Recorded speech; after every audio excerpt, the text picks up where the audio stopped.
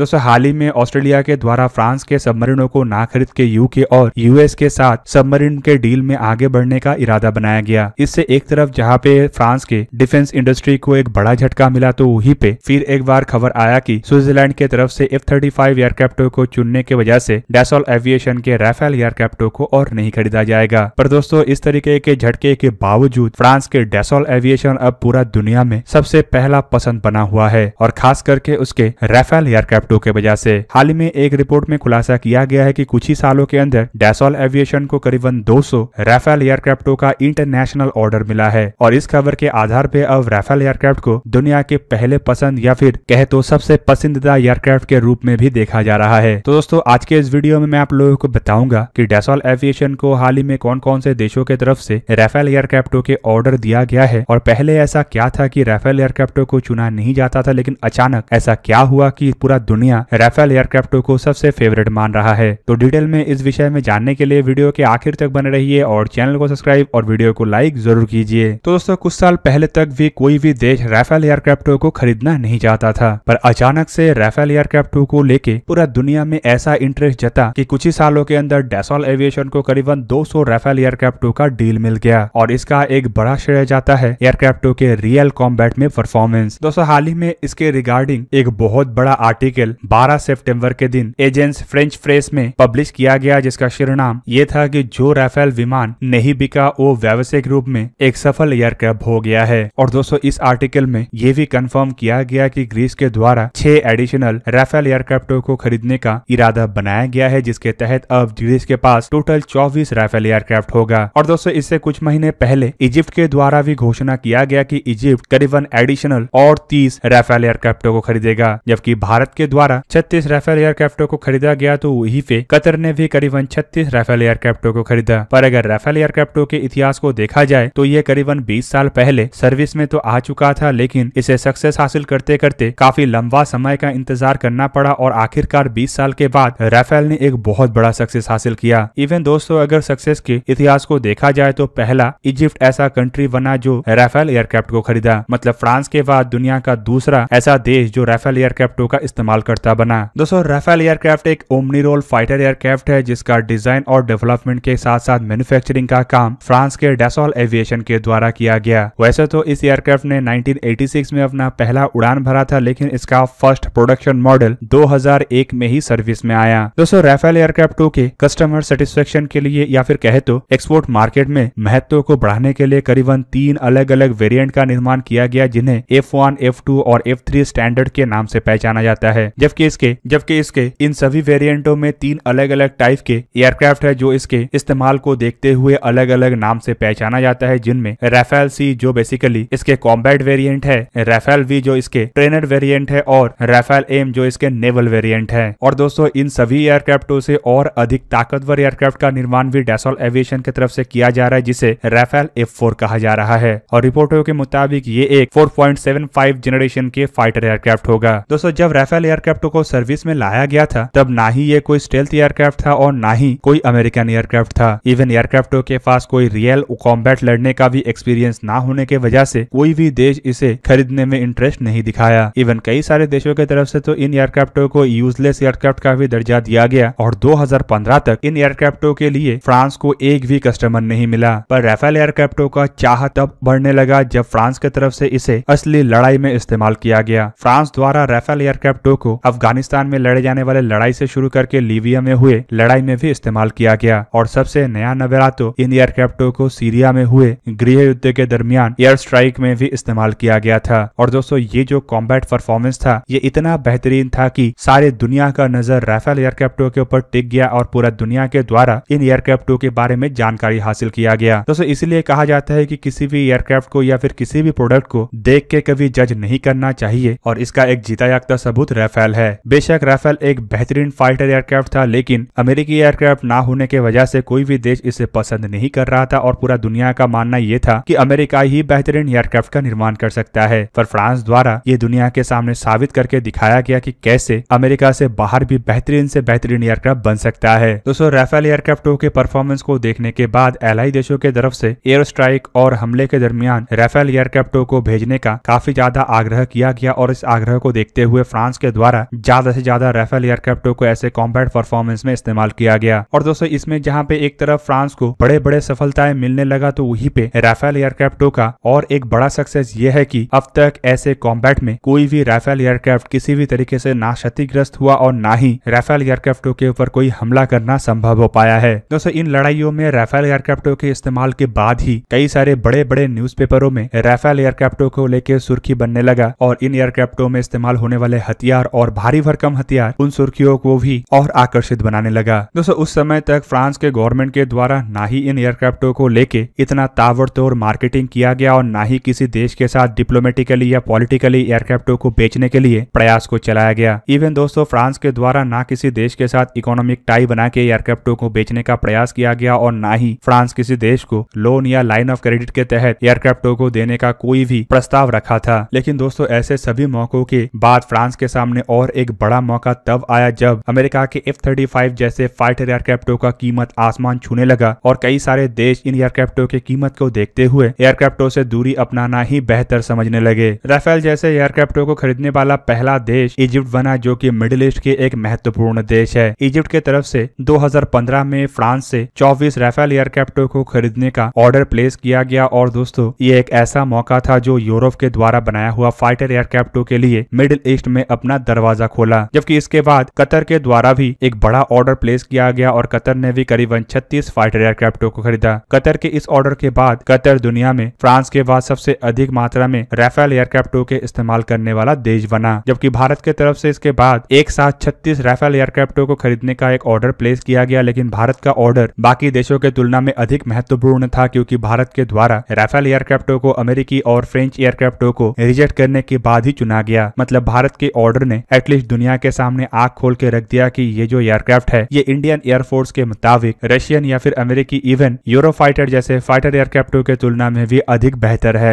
दोस्तों इसके बाद करीबन ग्रीस के द्वारा 24, कोस्टारिका के तरफ से 12 और इजिप्ट के द्वारा सेकेंड बैच में एडिशनल 30 राफेल एयरक्राफ्टों को खरीदने का ऑर्डर प्लेस किया गया। इंडोनेशिया द्वारा भी करीबन 36 राफेल एयरक्राफ्टों को खरीदने का इरादा बनाया गया है, जो फिलहाल फाइनल नेगोशिएशन से गुजर रहा है। जबकि एक्सपेक्ट किया जा रहा है कि यूरोप के और एक महत्वपूर्ण देश फिनलैंड और मिडिल ईस्ट के और एक देश यूनाइटेड अरब अमीरात भी राफेल एयरक्राफ्टों को जल्द ही खरीद सकता है। कुल मिला के इन ऑर्डरों के बाद अब डैसॉल एविएशन को करीब करीब 200 के आसपास के एयरक्राफ्टों को बेचने का एक ऐसा मौका मिला जो डैसॉल एविएशन के गिरते हुए छवि को भी बेहतर कर सका और साथ में दुनिया के सामने ये भी साबित करके दिखाया कि रशिया और अमेरिका जैसे देश ही खाली बड़े मात्रा में फाइटर एयरक्राफ्टों को एक्सपोर्ट नहीं कर सकता, बल्कि फ्रांस जैसे देश के पास भी इतना ताकत है कि बड़े एयरक्राफ्टों को बनाने के साथ साथ यह अन्य देशों में एक्सपोर्ट भी कर सकता है। दोस्तों राफेल एयरक्राफ्ट के ये सक्सेस उन देशों के मुंह के ऊपर भी एक बड़ा तमाचा है जो एयरक्राफ्टों को बेचने के लिए लॉबिंग करता है और अपने पॉलिटिकल पावर का भी इस्तेमाल करता है। जबकि फ्रांस के तरफ से राफेल एयरक्राफ्टों के सक्सेस को हासिल करने के बाद एटलीस्ट ये साबित कर दिया गया है कि गुणवत्ता के सामने लॉबिंग या पॉलिटिकल दबाव कहीं पे काम नहीं आता। दोस्तों राफेल एयरक्राफ्ट के ये बड़े सक्सेस के पीछे कई सारे महत्वपूर्ण कारण है, जिनमें एयरक्राफ्टों के गुणवत्ता तो है ही, साथ में फ्रांस के द्वारा जो अन्य देशों के साथ बिना दबाव के बातचीत और नेगोशिएशन किया जाता है इसका भी महत्व है। दोस्तों अमेरिका या रशिया के जैसे देशों के तरफ से ज्यादातर अपने नेगोशिएशन में ऐसे शर्तों को रखा जाता है जो कस्टमर देशों को कई बार सोचने पे मजबूर करता है। पर फ्रांस हथियारों के मार्केट में एक ऐसा उदारपन के साथ आगे आया है जो कस्टमर देशों के सामने ऐसा कोई शर्त नहीं रखता है जो उन देशों को एयरक्राफ्ट खरीदने से पहले 10 बार अपने नेशनल इंटरेस्ट को लेकर सोचना पड़े। इवन राफेल एयरक्राफ्टों में इस्तेमाल होने वाले हथियार भी इन एयरक्राफ्टों के सक्सेस का एक बहुत बड़ा कारण है। और आपके जानकारी के लिए बता देता हूँ कि इन एयरक्राफ्टों में बेहतरीन एयर टू एयर मिसाइल जैसे कि मीटियोर, माइका और मैजिक का इस्तेमाल किया जाता है। जबकि एयर टू ग्राउंड हथियार के रूप में इसमें हैमर और स्कैल्प जैसे मिसाइल का इस्तेमाल होता है। जबकि कुछ अन्य फ्रेंच हथियार भी इसमें इस्तेमाल होता है जिसमें एंटी रेडिएशन मिसाइल से शुरू करके एंटी शिप मिसाइल तक शामिल है। दोस्तों कुल मिला के जहाँ पे डैसॉल एविएशन को 200 के करीब एयरक्राफ्टों का ऑर्डर मिला है, तो वहीं पे भारत को लेके भी 2 डील के चर्चा कई बार हो चुका है, जिनमें एक डील तो काफी खुला हुआ है, जिनमें राफेल एयरक्राफ्ट द्वारा अन्य एयरक्राफ्टों के साथ कंपटीशन किया जा रहा है, जिसे MMRCA 2.0 या फिर भारत के 114 फाइटर एयरक्राफ्ट का टेंडर भी कहा जाता है। जबकि दूसरा और एक डील 36 एडिशनल राफेल डील को लेके भी कई बार खबर आ चुका है, जहां पे खबरों के मुताबिक फ्रांस द्वारा भारत को 36 एडिशनल राफेल का भी ऑफर किया गया है। और फ्रांस का ये भी कहना है कि ये पहले के तुलना में अधिक सस्ते में भी मिल सकता है और साथ में भारत के पास एग्जिस्टिंग 36 राफेल एयरक्राफ्टों के जो